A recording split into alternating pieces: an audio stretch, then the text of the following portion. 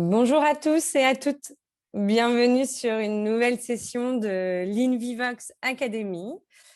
Aujourd'hui, nous avons le plaisir d'accueillir Laurie Marot. Merci Laurie, qui est maîtresse de conférence à l'EHESP. Et nous allons parler des grands défis de la santé dans le futur. En entendant de laisser les participants arriver doucement dans la salle, je rappelle les règles. Nous avons en fait 20 minutes d'intervention par Laurie et ensuite nous prenons des questions, donc 10 minutes de questions-réponses. Et pour poser vos questions, c'est en bas, vous avez les petites bulles, les deux petites bulles de BD qui vous permettent de poser vos questions. Donc, on attend encore 2 minutes pour laisser entrer les participants. Je me permets, en attendant, de vous présenter InVivox, qui est InVivox et aussi un peu plus en détail pour les nouveaux participants, l'InVivox Academy. Donc, chez InVivox, nous, on cherche notre mission, notre vision à favoriser et démocratiser la formation et l'information médicale. Donc, pour ça, nous avons créé une plateforme invivox.com qui va centraliser des contenus en fait, de formation, que ça soit online, en présentiel, mais aussi on demand. Donc, la présentation d'aujourd'hui sera notamment présente sur cette plateforme, sur notre plateforme, et vous pourrez revisualiser le replay. Hop. Donc, le mois dernier, nous avons formé plus de 10 000 professionnels de santé. C'est vraiment notre mission. Donc, c'est 2 000 de plus qu'en janvier. Et notre mission ne s'arrêtera pas là parce que nous comptons former de plus en plus de professionnels de santé. Nous avons aujourd'hui 2 000 formations listées sur la plateforme. Et qui liste ces formations? C'est en fait en partie des centres de formation, des hôpitaux, nous avons même des professionnels de santé et de plus en plus de fabricants de dispositifs médicaux et des laboratoires pharmaceutiques. Dans ce partage d'expérience, nous proposons demain une démonstration d'InVivox plutôt axée marketing. Donc, n'hésitez pas à vous inscrire si ce sujet vous intéresse, d'en savoir plus sur nos services et comment on aide en fait les directeurs marketing dans leur stratégie digitale et comment ils nous implémentent dans leur roadmap. Et pour rappel, l'InVivox Academy, c'est vraiment une semaine en talk, chaque semaine 30 minutes. La semaine prochaine, nous avons le plaisir d'accueillir une nouvelle fois le fondateur d'InVivox qui va nous parler de KPI, de ROI, de data, des actions digitales, comment les traquer et comment les mesurer. La semaine d'après, nous avons l'honneur d'accueillir Monsieur Cribier, le professeur Alain Cribier, qui est le créateur du TAVI. Et nous allons découvrir comment le TAVI s'est créé, donc par son créateur, parce que c'est lui-même qui l'a créé, jusqu'à sa commercialisation par un laboratoire comme Edwards. Et ensuite, nous repartons sur une thématique, on va dire communication et marketing avec le sujet de Facebook Ads. Donc, c'est Miley. C'est assez étonnant et incroyable ce qu'elle arrive à faire sur ce réseau social, à cibler les professionnels de santé et à communiquer avec eux d'une manière très smart. Donc, ça, c'est le 15 avril. Et fin avril, ce n'est pas dans mes petites notes, mais nous avons aussi le plaisir d'accueillir Yann Bubien, qui est le directeur général du CHU de Bordeaux. Voilà, donc je laisse la main à Laurie. Encore merci d'avoir accepté notre invitation et bon talk à tous. Merci beaucoup. J'en ai deux d'ouverts maintenant. J'espère que vous le bon. C'est parfait. On va espérer que oui. la dernière version. Je me suis trompée sur la date, ce n'est pas très grave. Hop. Bonjour à tous. Alors, je vous remercie beaucoup d'être présents aujourd'hui. Effectivement, on a stabilisé le titre de cette rencontre sur quels défis pour les acteurs de santé dans le futur, sachant qu'il y a déjà un petit biais dans ce titre qui est qu'on va s'intéresser à un certain type de défis, ce qui représente pour le Lancet en fait les défis majeurs pour la santé humaine au XXIe siècle. Donc, en grande partie, les changements environnementaux et climatiques et ce qu'ils vont induire en fait sur les services de santé et sur nos sociétés d'une manière générale. Et pourquoi le secteur de la santé a tout intérêt à se saisir de cette question-là.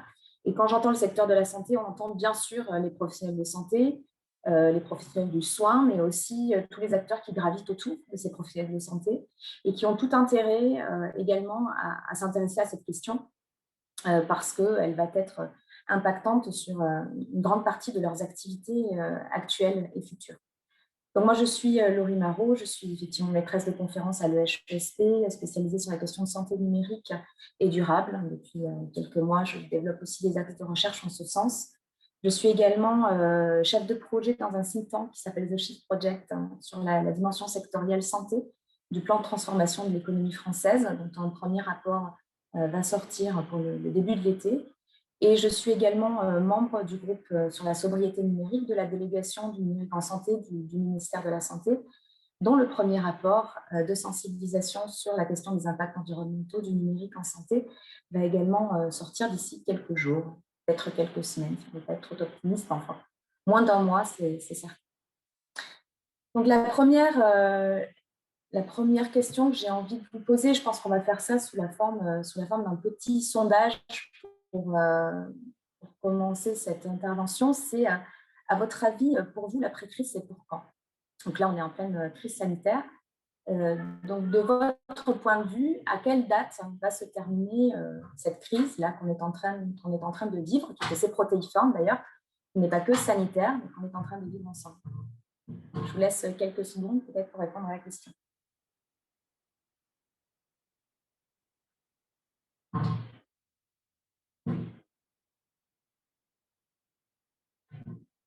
Encore quelques secondes.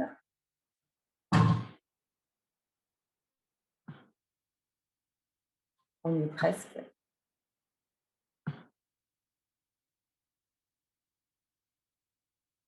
On a fait un sondage. OK, on partage les résultats.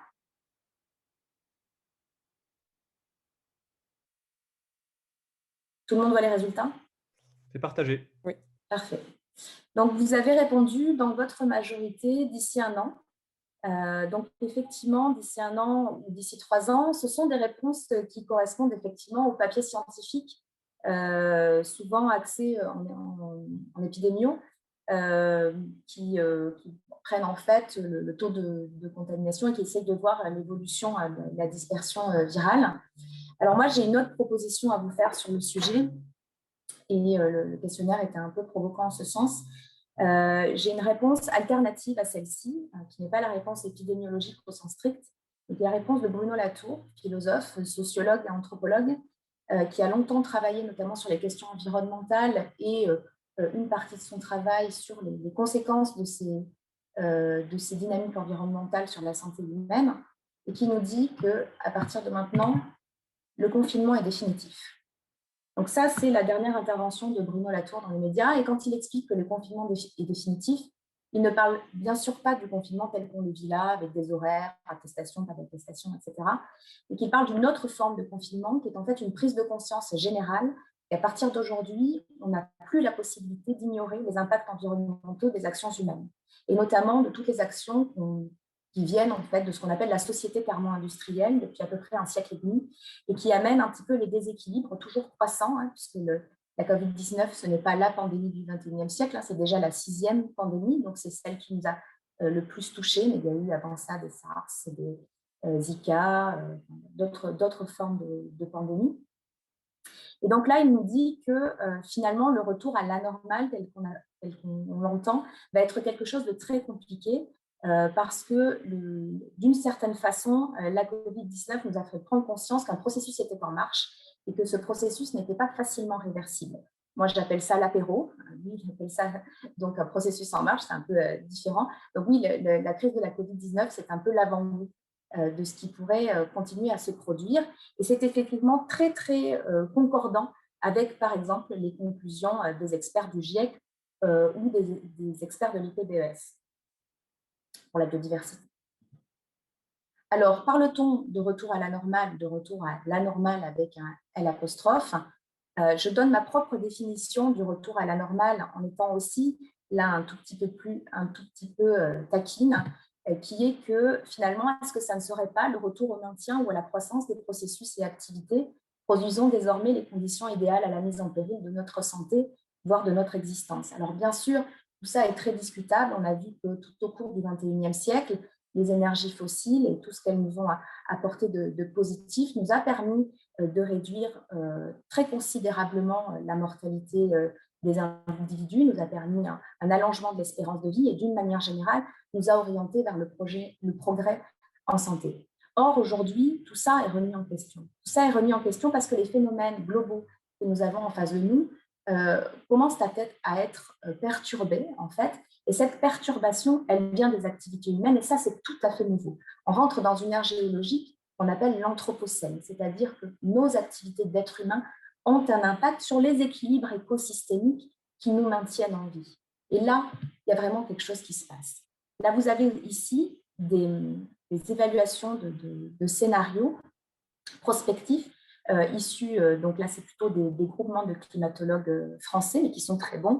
Valérie Masson-Delmotte et Jean Jouzel en tête, mais bien sûr il y en a bien d'autres, Hervé Trutt, etc. Et donc qui vous montrent les simulations pour le réchauffement climatique d'ici à quelques dizaines d'années. Donc vous voyez que si on est bon élève et qu'on arrive à respecter les accords de Paris, on se stabilisera autour des 2 degrés, ça c'est le scénario vert. Si on est moins bon élève, on arrivera plutôt sur des courbes autour de 3 degrés et demi, et on est sur un scénario violet, de type violet. Et les courbes orange et rouge, là, sont vraiment des simulations de ce qui pourrait se passer si on fait du business as usual. Et en fait, quand on regarde un tout petit peu plus attentivement, j'ai notamment des collègues de Santé publique France qui m'ont expliqué que sur ce niveau-là, on peut estimer qu'on a un niveau de danger élevé, marqué, et qu'on va avoir de plus en plus de phénomènes qui vont être très impactants pour la santé. La Covid-19 est un phénomène qu'on peut associer à des perturbations environnementales, pas forcément que climatiques, mais qui font partie de processus globaux qui peuvent être reliés. Mais sans ça, vous aviez évidemment les incendies gigantesques de l'année dernière, vous aviez également tout l'assèchement du pourtour méditerranéen, à savoir que dans quelques dizaines d'années, il y aura des migrants en France qui viendront du sud de la France vers le nord de la France. C'est tout à fait possible avec la courbe de réchauffement actuelle. Autrement dit, l'absolu inverse de ce qui se passe habituellement en termes de migration interne. Au-delà de 3,5 degrés, la situation est appelée catastrophique par ces mêmes chercheurs. Là, on ne sait pas ce qui se passe. On n'a plus les manettes. Donc, il y aura tout un tas d'effets rebonds avec une fonte totale de la calotte glaciaire, une élévation des mers qui prendra un certain temps, mais qui pourrait aller jusqu'à 6 mètres. Bref, une situation qui, pour la santé, devient tout à fait ingérable. Et bien sûr, au-delà de 5 degrés, on parle de menaces existentielles pour l'humanité, sachant qu'il y aura toujours des êtres humains qui vont s'en sortir. Mais la proportion des êtres humains qui s'en sortira, on est aujourd'hui tout à fait incapable de la déterminer au-delà de ces 5 degrés, voire au-delà de 3 ou 4 degrés. C'est de ça dont on parle aujourd'hui quand on parle de plus 2, plus 3 ou plus 4 degrés. Du coup, on sent bien que ces élévations de température, elles entraînent des enjeux de santé publique qui sont forts, des enjeux de santé publique directs qu'on est capable d'anticiper et auxquels d'ailleurs on commence à s'adapter. Il y a des politiques d'adaptation, notamment aux pellicules ou autres. Il y a des effets plus indirects aussi qu'on essaye de juguler progressivement, mais qui là sont un petit peu plus imperceptibles parfois et contre lesquels il est parfois difficile de lutter. Et évidemment, il y a tout un tas d'effets sur les déterminants sociaux de la santé, parce qu'il y a les effets de migration, mais il y a aussi tout le contexte économique. Nous avons réussi à prouver quand même en un an, s'il en était besoin, que la santé humaine était le socle de notre économie. Donc là, on reprend un petit peu les propos et les analyses de Laurent Éloi sur le sujet, Mais c'est vraiment ça, hein. Sans santé des populations, il n'y aura pas d'économie durable et soutenable. Donc, il faut s'occuper de la santé comme une priorité. Au-delà du fait qu'évidemment, c'est un aspect déontologique et éthique prioritaire. Donc, tous ces effets-là, qu'est-ce qu'ils vont entraîner? Nécessairement une forme d'accroissement de la pression sur les services de santé. Nous allons avoir besoin de toujours plus de prise en charge à court terme et à long terme, de toujours plus de médicaments, de toujours plus de structures sanitaires, d'hôpitaux, de toujours plus de matériel médical. Donc, une des façons de répondre à ça, ce serait peut-être de dire, bon, ben, très bien, pas de problème, on donne plus de moyens à la santé. Donc, du toujours plus. Vraiment pas de problème, eh bien, on n'en est pas si sûr. On n'en est pas si sûr parce que quand on regarde dans le détail, on voit qu'effectivement, ces changements environnementaux, ces changements climatiques, ils ont un effet, on dit un effet rebond positif sur la santé. Alors, positif, ça ne veut pas dire que c'est joyeux, ça veut dire que ça va augmenter le phénomène en question, donc ça va augmenter les impacts sur la santé. Donc ça, on en est assez conscient. Et les professionnels de santé en sont aussi assez conscients. Ils savent très bien que les exposomes, les modifications environnementales vont entraîner des modifications sur la santé des populations et c'est très bien renseigné aujourd'hui, notamment en épidémiologie. Par contre, ce dont on s'aperçoit, c'est que ce service de santé qui est nourri aux énergies fossiles, qui est nourri au matériel, aux métaux rares, aux ressources naturelles, au déplacement des personnes pour pouvoir aller soigner les gens, etc., entraîne lui aussi un effet rebond dit positif sur le climat, l'environnement et la santé. Autrement dit, le système de santé aujourd'hui est une grosse machine très gourmande qui a besoin d'énormément de ressources pour fonctionner et pour aller soigner des populations elles-mêmes victimes de l'environnement en partie. Donc, comment on résout cette équation un peu insoluble? Parce que nous sommes là un petit peu en face d'un cercle vicieux finalement. Eh bien, quand on regarde la première phrase du serment d'Hippocrate, c'est primum non nocere, premièrement, ne pas nuire. Premièrement, ne pas nuire. Le premier travail d'un professionnel de santé, avant même de savoir s'il va ou non soigner un individu, c'est de se demander s'il va lui causer du tort. Est-ce qu'aujourd'hui, agir dans ce système de santé nuit ou ne nuit pas à la santé des populations dans leur ensemble? Quand on regarde les hôpitaux, ou d'une manière générale le système de santé, parce que l'hôpital est quand même un proxy assez intéressant pour regarder le système dans son ensemble, vous avez en fait une machine à flux. Vous avez un nombre de flux entrants qui sont colossaux à l'intérieur de cet hôpital et un nombre de déchets sous forme gazeuse, liquide, de fumée ou autre, plastique, qui sortent de ces hôpitaux. Donc, en fait, effectivement, d'une certaine façon, vous devez accéder à l'hébergement, à la nourriture, aux soins, à la mise à disposition d'individus compétents, etc. Vous êtes presque face au fonctionnement d'une petite ville. Et une ville, par définition, ça pollue. Voilà. Quand c'est actif. Vous avez plus de 60 millions de mètres carrés à chauffer ou à refroidir. Moi, j'ai eu les échos de personnes qui travaillent dans des hôpitaux qui nous ont dit, en période de canicule, des hôpitaux parisiens, en période de canicule, il nous était impossible de garder les blocs opératoires ouverts. Nous avons 38 milliards d'euros de médicaments qui sont consommés à peu près par le secteur de santé français chaque année, ce qui représente, alors je ne suis pas totalement certaine de cette estimation, mais un peu moins d'une cinquantaine de boîtes par Français. On a 12% de l'énergie finale du tertiaire qui est consommée par le secteur de la santé, avec une croissance annuelle autour de 4% par an jusqu'en 2010. En tous les cas, les derniers chiffres ne sont peut-être pas exactement à ce niveau-là, mais c'est le même ordre de grandeur. On a une augmentation, on a 4 fois plus de consommation d'eau pour un lit d'hôpital que pour des individus lambda. On a 700 000 tonnes de déchets non infectieux qui sortent, donc en plus il faut compter les déchets infectieux, qui sortent chaque année de nos établissements, et à peu près 5% de notre empreinte carbone nationale qui est due à notre système de santé. Et ce chiffre est à peu près l'équivalent de l'empreinte mondiale. Alors, bien sûr, vous avez de l'empreinte carbone du système de santé mondial. Alors, vous avez les États-Unis qui sont un peu au-dessus, l'Australie également, qui sont autour de 6 à 8%, mais on est quand même sur des chiffres qui sont tout à fait significatifs. Alors, du coup, comment agir face à ça? C'est vrai que c'est compliqué. On est là sur un sujet qui est très sensible. On peut se poser la question et se dire, non, mais attendez, le secteur de la santé est absolument prioritaire et on ne peut pas commencer à se poser ce genre de questions. Eh bien, on peut avoir aussi le raisonnement tout à fait inverse. On peut se dire, primum non nocere, le système de santé avant tous les autres, avant tous les autres, doit se poser la question de savoir s'il nuit ou pas à l'environnement et donc à terme à la santé des populations. Une façon d'agir, c'est peut-être de raisonner un petit peu comme le font les professionnels de santé et de commencer par faire le diagnostic. Comment fait-on aujourd'hui, par exemple, son diagnostic carbone quand on est un établissement de santé ou un cabinet ou une pharmacie, que sais-je? Eh bien, l'ADEME met à disposition aujourd'hui des outils de bilan de gaz à effet de serre et qui permettent notamment d'estimer quelle est la quantité carbone de vos activités. Et ça, c'est très intéressant. C'est très intéressant parce qu'en fait, cette quantité carbone contenue dans les activités, c'est une traduction physique de l'ensemble des processus qui sous-tendent les activités professionnelles, les activités hospitalières et les activités de production et de livraison du soin. Donc, en fait, vous arrivez d'une certaine façon à traduire dans des termes physiques tous les services de soins qui sont rendus à la population. Et à partir de là, vous pouvez commencer à cibler là où il faut agir. Par exemple, nous avons fait un travail avec le Shift Project qui a été publié l'année dernière sur une première partie du plan de transformation de l'économie française, où on avait effectivement essayé d'estimer pour le secteur de la santé français où se situaient ces émissions de gaz à effet de serre. Donc, c'était sur la base de la littérature à l'époque et on avait fait des premiers calculs approximatifs qui vont être détaillés dans le prochain rapport. Mais grosso modo, on s'aperçoit que déjà une grosse partie de cette empreinte carbone des hôpitaux, elle vient de tout ce que l'on achète. On a besoin de faire, je vous l'ai dit, c'est une machine à flux. Donc, on a besoin de faire venir des médicaments.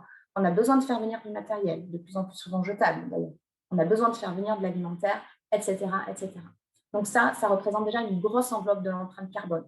On est autour de 30 et même aujourd'hui, on se dit qu'on est peut-être au-delà, entre 40-50% parfois de l'empreinte carbone qui est due en fait à ces achats non durables.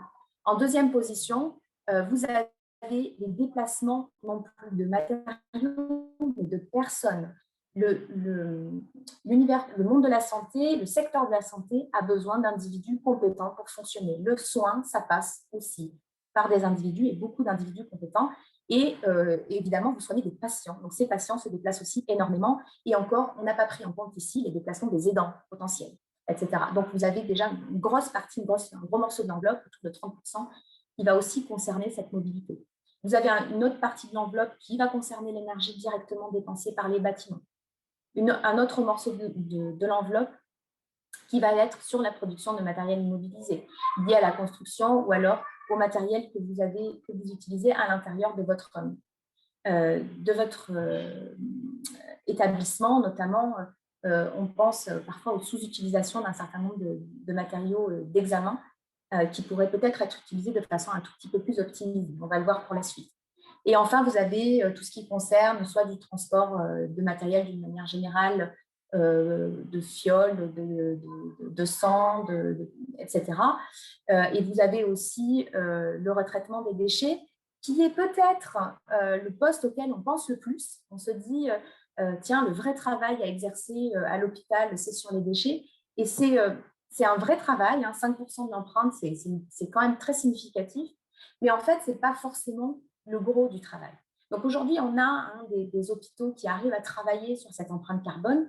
On a notamment, je vais le citer, mais on a le CH de New York qui s'est vraiment lancé dans une politique de décarbonation de son hôpital. Ils sont arrivés à des très bons résultats, autour de 30% de diminution d'empreinte totale. On a, d'une manière plus internationale, le NHS, donc le National Health Service anglais, qui s'est fixé comme objectif la décarbonation totale de son secteur de la santé. Et on commence à voir un petit peu où est-ce que ça commence à buter. Eh bien, effectivement, ça va être au niveau de ces deux premières grosses poches, qui finalement représentent un gros morceau de l'empreinte. Donc, les achats et puis aussi les déplacements, mais vraiment les achats où il y a une forme d'opacité du cycle de vie des produits et puis une forme de contrainte aussi au niveau de ces achats. Et là, ça devient très difficile pour les uns et les autres avec leur simple bonne volonté d'arriver à agir là-dessus. Donc, de fait, il va falloir travailler à concevoir une santé soutenable. Ça ne va pas suffire de mettre des rustines un peu partout. Et donc, il va falloir essayer de comprendre quels peuvent être, on va dire, les contours et les principes essentiels de cette santé soutenable. Donc, comme on l'a vu, plus de gaz à effet de serre, c'est plus de changement climatique et c'est plus d'impact. Depuis longtemps, on a compris que la santé, elle avait quelque chose à voir avec faire face aux impacts du changement climatique ou des changements environnementaux. Ce qu'on vient de comprendre là aussi, c'est que la santé, elle a beaucoup à voir avec émettre des gaz à effet de serre et participer à cette dynamique-là qui est finalement assez délétère. Donc, il y a une double stratégie à mettre en œuvre. Une stratégie qui est d'atténuation d'un côté, pour ne pas participer à cette mise en danger des populations, et il y a une stratégie d'adaptation. Cette stratégie d'adaptation, cette double stratégie, elle doit être mise en place de façon concomitante. Et pourquoi la stratégie d'adaptation, elle est aussi très importante? Parce qu'en fait, les 2 degrés dont on parle d'élévation de température d'ici 2040 ou 2050, eh bien, ce sont 2 degrés qui sont déjà acquis. Il y a une inertie dans le système climatique qui fait que la quantité de gaz à effet de serre qu'on a déjà émis dans l'atmosphère, elle est là et elle va engendrer en fait un réchauffement qui sera inéluctable autour de 2 degrés d'ici la moitié du siècle. 2 degrés, ça paraît pas grand-chose, mais 2 degrés, c'est peut-être déjà suffisant pour élever le niveau des mers et nous mettre dans des situations extrêmement périlleuses. Et donc, il y a une absolue nécessité d'adaptation en parallèle de la logique d'atténuation parce que la pression que vont recevoir les services de santé, de fait, va nécessairement augmenter. C'est mathématique. Pour répondre à ça, et ça va être un petit peu la conclusion de ce travail avec les grands principes dont on va parler en toute conclusion, Andrea McNeil, qui est une médecin reconnue à Vancouver pour travailler et faire beaucoup de recherches sur la question des systèmes de santé zéro émission, zéro carbone, nous dit que cette quête du système de santé zéro émission, elle implique de réimaginer totalement la société vers une santé et un bien-être qui priorise totalement la santé et le bien-être, et que par ailleurs, les incitations doivent être alignées pour promouvoir à la fois une gérance qui soit fiscale et environnementale. On ne peut pas juste avoir des indicateurs économiques aujourd'hui en face des yeux quand on parle de la santé. On doit aussi avoir des indicateurs qui soient représentatifs du monde physique, de ce monde physique dont on est absolument dépendant. Donc, quels sont les 3 grands principes qu'elle souhaite, elle, mettre en œuvre? Eh bien, au départ, assez étonnamment, ce n'est pas de foncer à tête baissée dans de la techno ou dans des solutions miracles, mais c'est de dire on n'aura pas le choix que d'essayer d'agir sur la demande de soins. Voilà. Donc, la demande de soins, c'est-à-dire, il est très clair que si vous avez un robinet qui vous épongez avec des serviettes, vous demandez une solution et que la solution qu'on vous apporte, c'est de vous donner toujours plus de serviettes, à un moment donné, vous allez vous dire, mais non, en fait, il faut réduire le débit du robinet. C'est ça le souci. Donc là, c'est un petit peu la même affaire. On sait que la prévention et la promotion de la santé sont très impactantes. On sait que économiquement, c'est bénéfique. On sait qu'il faut aller dans cette direction-là. Mais on ne le fait pas de façon suffisamment active. Aujourd'hui, le secteur de la santé, il consacre 3% de son enveloppe à la prévention et la promotion de la santé. Seulement, ce n'est pas qu'une affaire de sécurité sociale. C'est une affaire très collective, cette affaire de prévention et de promotion de la santé. C'est une affaire qui concerne l'urbanisme, parce qu'il va falloir concevoir des villes qui sont favorables à la santé. C'est une affaire qui concerne l'agriculture et l'alimentation, parce qu'il va falloir qu'on mange différemment si on veut éviter d'avoir des problèmes de santé, etc., etc. Donc, en fait, il y a tout un travail global à réaliser sur la mise en place d'une prévention active et d'une promotion de la santé qui soit active. Et là, il y a déjà de quoi faire un véritable projet de société autour de cette dimension-là. En deuxième principe, McNeil nous dit qu'il faut optimiser les soins. Il faut assurer des soins appropriés et éviter des soins inutiles. Là encore, il n'y a rien de très nouveau dans la proposition, mais en fait, on est toujours dans cette idée de, avant d'essayer de continuer à voir plus grand, toujours plus, de construire davantage ou d'être dans le toujours mieux, mais finalement toujours plus. Est-ce qu'on ne peut pas essayer de voir comment on peut bien déjà s'adapter à la demande en soins de façon beaucoup plus précise? Est-ce que l'éducation thérapeutique du patient et la démocratie sanitaire ne peuvent pas jouer un rôle dans cette optimisation des soins? Et est-ce qu'il ne faut pas aussi, d'une certaine façon, travailler à la valorisation du lien ville-hôpital, c'est-à-dire aussi remettre en avant l'importance des soins primaires et de voir comment on peut un petit peu équilibrer la balance pour ne pas, par exemple, surcharger les hôpitaux. Et puis, en troisième grand principe, on a évidemment entamé une décarbonation active de toutes les activités. Vous avez pu le voir juste avant, sur quel poste on peut agir, comment on peut le faire. Il faut travailler avec ça, avec des personnes qui sont spécialistes du sujet, qui sont chercheurs, qui sont dans le consulting, que sais-je, mais en tout cas qui ont la capacité à aller regarder dans le détail quels sont ces processus physiques qui sous-tendent nos activités professionnelles. Et enfin, également aussi, imaginer une autre façon d'inciter au changement. Parce qu'aujourd'hui, vous allez voir un manager hospitalier, vous lui dites qu'il faut faire du développement durable, il va vous dire, écoutez, j'ai d'autres priorités et le développement durable, ça va me coûter très cher. Donc, effectivement, on ne peut pas continuer à ne compter que sur des individus, médecins, managers ou autres, qui sont extrêmement motivés à titre individuel, mais qui vont en fait être empêchés au niveau institutionnel ou ailleurs parce que ce n'est pas favorable à ce genre de démarche. Donc là, il y a un véritable enjeu à imaginer le financement de la décarbonation. Et nous, notamment dans le rapport qu'on avait pu faire pour le Shift, mais par ailleurs, et cette recommandation est aussi faite par ailleurs, on incite à penser les démarches de développement durable, les démarches de sobriété ou de décarbonation comme de la qualité. Et à mettre en avant cette qualité dans les financements qui sont alloués aujourd'hui au secteur de la santé, car sans ces formes d'incitation et de reconnaissance de ces démarches comme étant une forme de soin, eh bien, il sera très, très compliqué de parvenir à motiver les troupes d'une manière générale, alors que le développement durable est un projet extrêmement enthousiasmant au sein d'un établissement de soins ou ailleurs, un projet pour lequel vous embarquez vos équipes avec une grande facilité, parce que c'est très valorisant, parce qu'il y a un intérêt collectif et commun, et que voilà, il y a une véritable émulation qui peut se créer autour du déploiement de telles initiatives. Je vous remercie pour votre attention. Merci Laurie pour ce talk. Merci. On a un peu dépassé le temps imparti, mais merci pour ces faits, pour personnellement cette remise en question. C'était super enrichissant. Vous pouvez poser vos questions en bas. On va prendre quelques questions, pas beaucoup pour laisser tout le monde déjeuner, on va dire. Laurie, donc une première question. Est-ce qu'il y a un modèle en France ou en Europe qui pourrait inspirer les autres?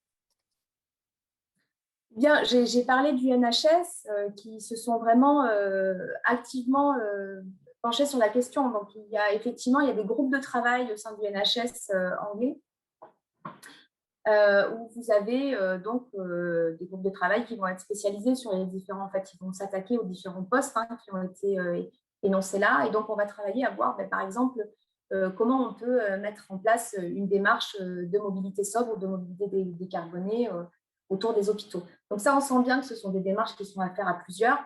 Mais en fait, tout est à faire à plusieurs. Parce que même quand vous vous attaquez au bilan carbone des assiettes des patients, vous vous attaquez au bilan carbone de tout le plastique ou le métal réutilisable ou souvent jetable qui est mis dans les blocs opératoires, etc. En fait, vous êtes toujours en lien avec des partenaires extérieurs dont vous ne maîtrisez pas absolument toutes les activités.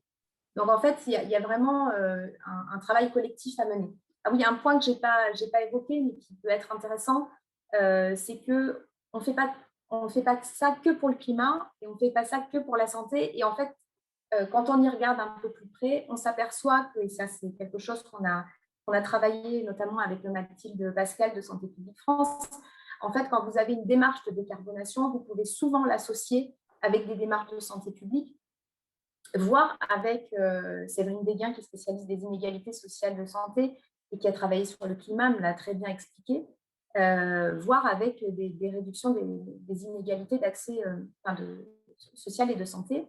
Et en fait, vous avez tout intérêt, donc là je parle vraiment un petit peu à l'échelle réglementaire ou institutionnelle, gouvernementale, vous avez tout intérêt à mettre en place des politiques qui soient vraiment win-win-win sur les trois tableaux et qui puissent mettre en avant des co-bénéfices de court et de long terme sur à la fois la dimension santé, la dimension environnementale et puis la dimension socio-économique. C'est tout à fait possible aujourd'hui, on est capable de se renseigner pour ça. Donc pour les modèles, je dirais que le NHS aujourd'hui est le modèle le plus parlant.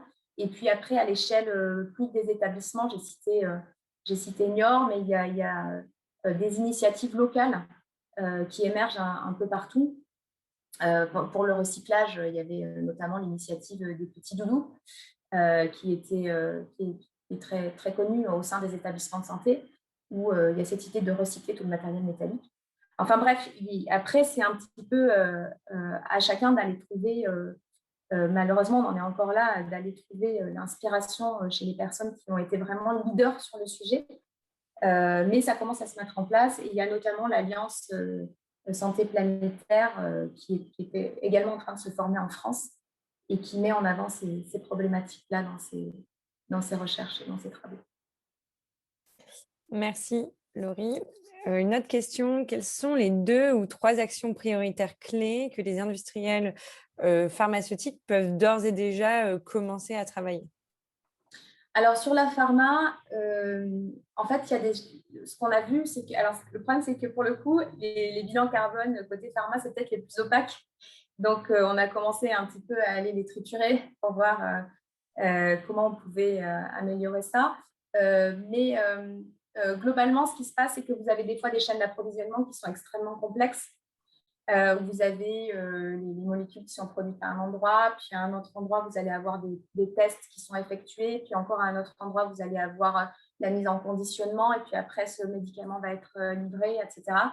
Donc, en fait, en fonction de la complexité de la conception de ce médicament et un petit peu de son lieu de production et de la façon dont il est testé, etc., vous allez vous retrouver avec plusieurs possibilités. Il faut peut-être essayer d'avoir des chaînes d'approvisionnement qui sont moins dispersées, moins éclatées. En termes de résilience aussi, on peut espérer peut-être de temps en temps rapatrier certaines, enfin, de manière un petit peu plus locale, en tout cas, certaines activités de production.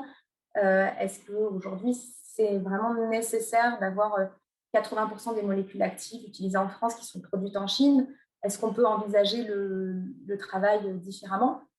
Voilà, quand on voit les petites tensions d'approvisionnement qu'on a eues sur certains matériels ou dispositifs comme les masques, il faut se poser sérieusement la question de savoir ce que ça peut être, même ce que ça peut être pour d'autres produits. Donc là, il y a un enjeu de relocalisation, un enjeu de simplification aussi de ces chaînes de production. Et puis après, il faudrait regarder un petit peu dans le détail des bilans carbone des sociétés pharma pour voir ce qu'on pourrait faire. Parce que vous savez, le transport n'est pas toujours totalement non plus, c'est pas toujours la catastrophe absolue. Quand vous déplacez des médicaments sur des cargos, vous avez quand même un bon rendement. Donc après, il faut vraiment arbitrer au cas par cas ce qui est le plus bénéfique dans le cas des activités pharmaceutiques. Et peut-être en sus, Laurie, nous avons un exemple avec Getinge. Nous avons accueilli le directeur des ressources humaines qui a mis en place justement toute une politique autour du RSE. C'était en janvier. Je vous invite vraiment à aller regarder le replay parce que ça donnait vraiment des idées sur des actions concrètes qu'on peut mettre en place au sein aussi d'un laboratoire pharma. Une des façons, pardon. Oui. Une des façons de réduire facilement aussi l'impact carbone de la pharma, c'est de revoir les conditionnements. C'est-à-dire que quand vous avez besoin d'un médicament pour une semaine et qu'il est vendu par paquet de 32, voilà, clairement, vous avez de la déperdition, c'est ce qu'on appelle du gaspillage. Et c'est dommage, et c'est peut-être pas si compliqué d'agir sur des éléments tels que celui-ci. Donc, on a une question de Nicolas qui est médecin à la PHP et membre de la commission développement durable, qui travaille justement sur l'usage unique au bloc opératoire. Il est pour lui très difficile de trouver des données pour argumenter l'intérêt du réutilisable. Doit-on l'évaluer au cas par cas ou doit-on tendre, selon vous, vers le réutilisable généralisé en prenant en compte de l'impact de la stérilisation? Alors, si c'est les données en termes de si c'est des données en termes de sur les impacts environnementaux, donc on sait, là pour le coup, il y a quand même un certain nombre de travaux qui aujourd'hui mettent en avant le fait que le réutilisable est préférable au jetable. Je sais qu'un temps, il y avait eu toute une discussion pour savoir si l'énergie dépensée à la restérilisation et tout ça, finalement, ne consommait pas plus que ce que ça avait consommé à la production. Alors, il faut savoir qu'aujourd'hui, là, le débat, je trouve, c'est assez tranché, donc j'ai plus les références en tête, mais de toute façon, d'une manière générale et avec un petit peu de bon sens, on sait que ce qui était fait par nos ancêtres en situation d'énergie contrainte était probablement la solution la plus, enfin nos ancêtres, hein, je parle même entre 40 ou 50 ans, était probablement la solution la plus économe. Après, au niveau environnemental, je veux dire, puisqu'ils ont à gérer des ressources directes, hein, autour de leur environnement. Après, sur la question économique, il y a un vrai sujet, hein. Aujourd'hui, je n'ai pas du tout la possibilité de garantir que économiquement, ça vaut le coup d'être sur du réutilisable.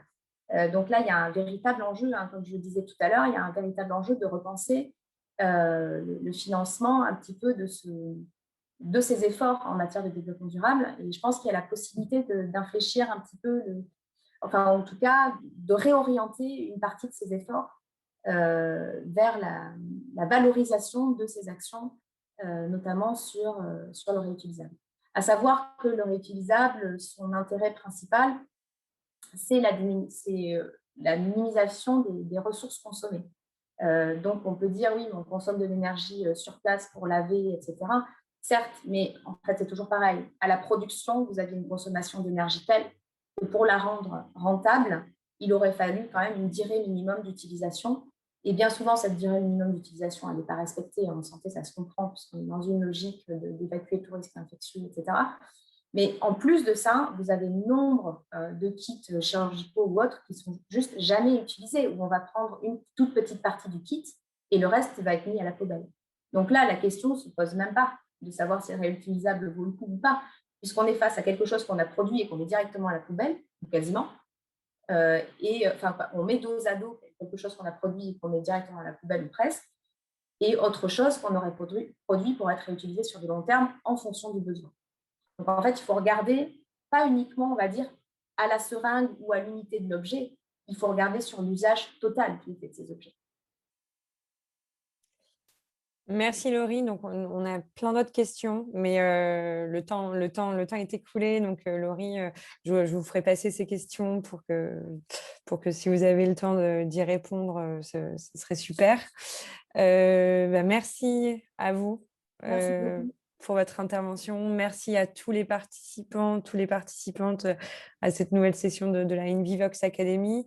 Julie vous a mis le lien en bas, dans la section converser si vous voulez vous inscrire aux autres talks. Je vous souhaite à tous un bon appétit et puis à bientôt sur l'InVivox Academy.